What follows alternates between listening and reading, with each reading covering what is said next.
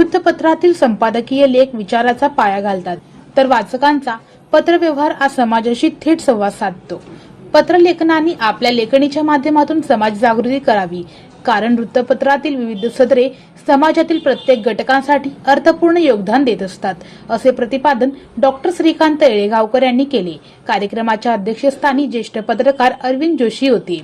सोलापूर जिल्हा वृत्तपत्र लेखक मंचच्या वतीने आयोजित फय्यज शेख लिखित जनमत आणि अरुण धुमाळ लिखित पत्र प्रबोधन या 2 पुस्तकांचा प्रकाशन सोहळा लोकमान्य टिळक सभागृह येथे संपन्न झाला. याप्रसंगी डॉक्टर येळेगावकर बोलत होते. यावेळी डॉक्टर सूर्यप्रकाश कोटे, महाराष्ट्र साहित्य परिषद सोलापूर जिल्ह्याचे प्रमुख पद्माकर कुलकर्णी, वृत्तपत्र लेखक मंचचे कार्यवाह सुनील पुजारी यांची व्यासपीठावर प्रमुख उपस्थिती होती. यावेळी लेखक फय्यज शेख व अरुण धुमाळ यांनी आपल्या मनोगतातून पुस्तकांच्या निर्मितीमागची भूमिका आणि पत्रलेखनाचा आपला प्रवास उपस्थितांसमोर मांडला. समाजकार्य करत आहे. त्यांचे छोटे भाऊ देवेंद्र दादा कोटे हे आमदार आहेत. त्यांचे चुलत भाऊ प्रथमेश कोटे, अशा कोटे परिवाराचा खूप मोठा इतिहास आहे, ते मी सांगणार नाही इथं.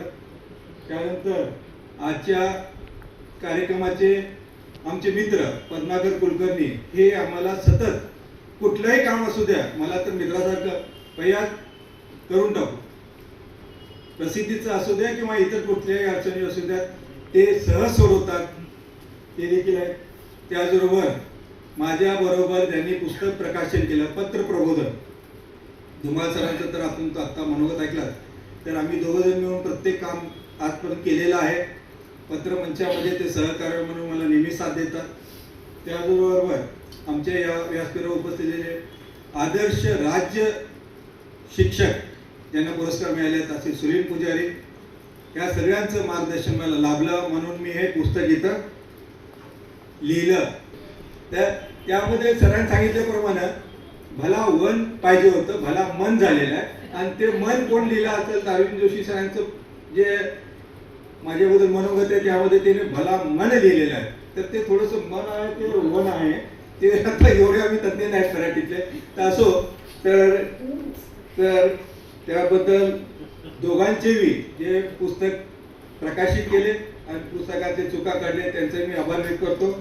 स्वातंत्र्य सैनिक आषण्य इरावती, पारा महाजन, सीताराम कुलकर्णी, त्याचप्रमाणे अलीकडच्या काळामध्ये पंढरपूरचे अशोक कोर्टीकर, अवधूत ममाणे अशा अनेक वृत्तपत्र लेखकांची नावं घेता येते.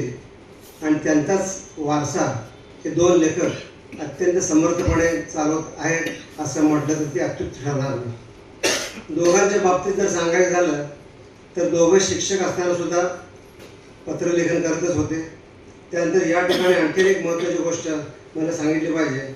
या ठिकाणी अरविंद जोशी ज्यांना आम्ही अनेक वेळेला वृत्तपत्र लेखकांची ज्यावेळेला आम्ही कार्यशाळा घेत होतो, त्या कार्यशाळेचे त्याला प्रमुख अतिथी किंवा मार्गदर्शक म्हणून आम्ही आमंत्रित केलेलं होतं.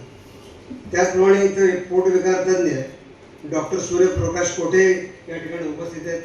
माझे दुसरे मित्र मसाप जोळे सोलापूरचे अध्यक्ष पद्माकर कुलकर्णी, त्यानंतर आमचे वृत्तपत्र लेखक मंचचे सेक्रेटरी श्री सुनील पुजारी हे सुद्धा उपस्थित. कार्यक्रमाचे प्रास्ताविक कार्यवाह सुनील पुजारी यांनी केले.